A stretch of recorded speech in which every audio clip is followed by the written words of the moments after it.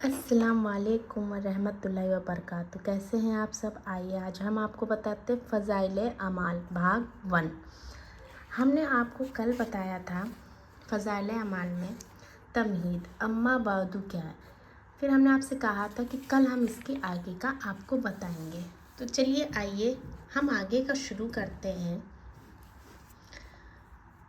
وَكُلًّا نَقُصُّ عَلَيْكَ مِنْ أَنْبَاءِ الرُّسُلِ مَا نُثْبِتُ بِهِ فُؤَادَكَ وَنَجْعَلُهُ فِي هَذِهِ الذِّكْرَى مَوْعِظَةً وَذِكْرَىٰ لِلْمُؤْمِنِينَ۔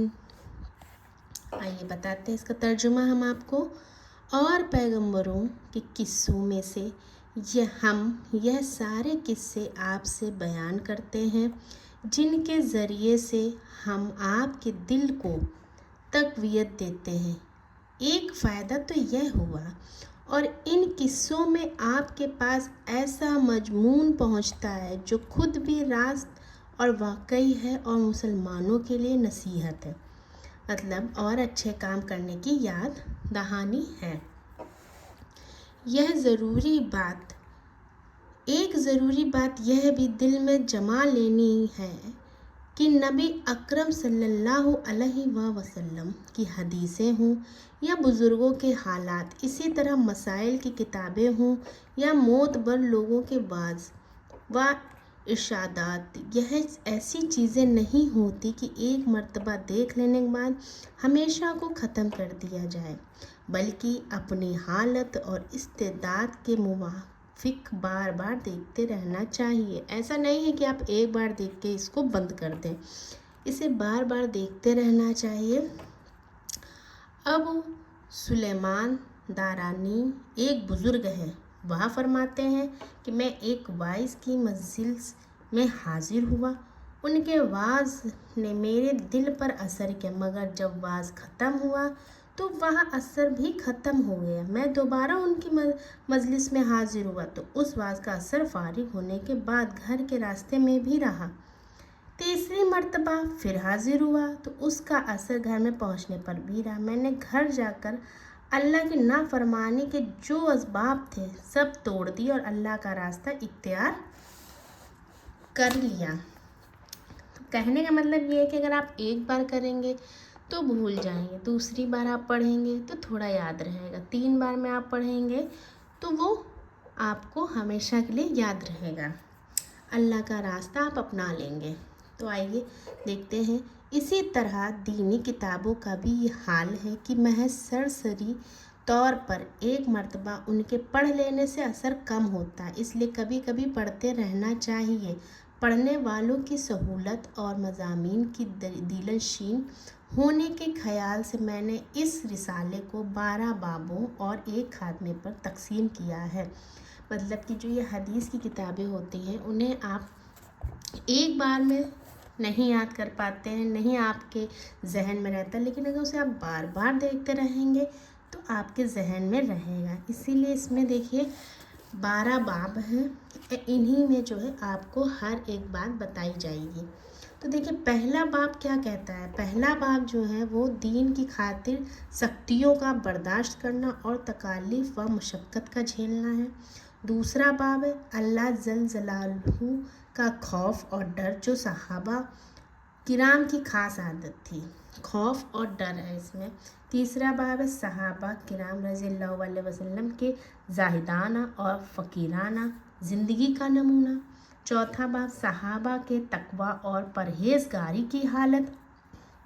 پانچواں باب نماز کا شوق اور اس کا اہتمام۔ چھٹا باب ہے ہمدردی اور اپنے اوپر دوسروں کو ترجیح دینا اور اللہ کے راستے میں خرچ کرنا۔ ساتواں باب ہے بہادری و دلیری اور ہمت و شجاعت اور موت کا شوق۔ آٹھواں باب ہے علمی مشغل اور علمی انہماک کا نمونہ۔ نواں باب ہے حضور اقدس صلی اللہ علیہ وسلم کے ارشادات کا تعمیل ہے۔ 10واں باب ہے عورتوں کا دینی جذبہ اور بہادری اور حضور صلی اللہ علیہ وسلم کی بیویوں اور اولادوں کا بیان ہے۔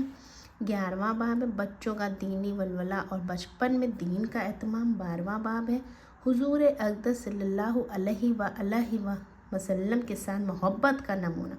खात्मा सहाबा रज़ियल्लाहु अलैहि वसल्लम के हुकूक और उनके मुख्तसर फ़ज़ाइल।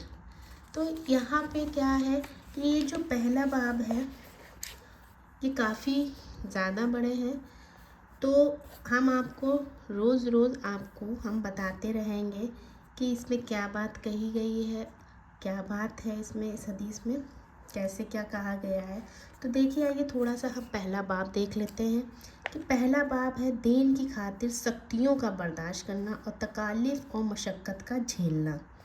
ये पहले बाब के अंदर बहुत सारे इसके पैराग्राफ और भी आएंगे। तो पहला ये है, तो देखिए इसमें क्या लिखा है, हुजूर अक़दस सल्लल्लाहु अलैहि वसल्लम और सहाबा किराम रज़ियल्लाहु अलैहि वसल्लम ने दीन के फैलाने में जिस कदर तकलीफ़ें और मशक्क़तें बर्दाश्त की हैं, उनका बर्दाश्त करना तो दरकिनार, उसका इरादा करना भी हम जैसे नालायकों से दुश्वार है। कि जिस तरीके से उन्होंने दीन के लिए बहुत तकलीफ़ और मशक्क़तें करी, बहुत कुछ बर्दाश्त किया, तो हम लोग तो कुछ भी नहीं कर सकते इतना। तारीख़ की किताबें इन वाक़यात से भरी हुई हैं, मगर उन पर अमल करना तो अलहदा रहा। हम उनके मालूम करने की भी तकलीफ़ नहीं करते। अमल करना तो बहुत दूर की बात है, हम ये भी नहीं पता कर पाते कि कितनी तकलीफ़ हुई होगी। इस बाब में चंद किस्सों को नमूने के तौर पर ज़िक्र करना है।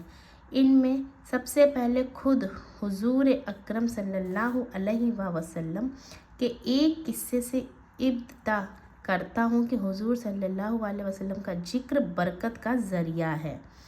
इसमें हम आपको बताएंगे कि बरकत का ज़रिया क्या है, और इसमें हम आपको सारी बातें बताएंगे। ये हमारी किताब है फ़ज़ाइल अमाल।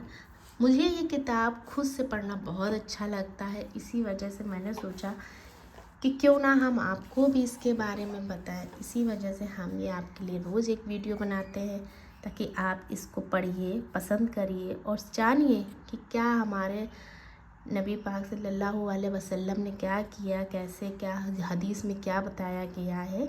जो हर किसी को पता होना चाहिए। थोड़ी मशक्क़त कर सकते हैं हम लोग भी, और दीन के रास्ते पे चल सकते हैं, कोई गलत तो नहीं है। तो आइए हम आपको कल यह बताएंगे। हुजूर पहले बाब का पहला पैराग्राफ है, हुजूर अकरम सल्लल्लाहु अलैहि वसल्लम के ताइफ के सफ़र का किस्सा। इनके सफ़र का किस्सा कैसा था। तो दोस्तों हम यहाँ पे ही अपना वीडियो ख़त्म करते हैं। आपको कैसा लगा हमारा वीडियो प्लीज़ बताइएगा। हमारे चैनल को सब्सक्राइब करिए, लाइक करिए और शेयर करिए। अल्लाह हाफिज़।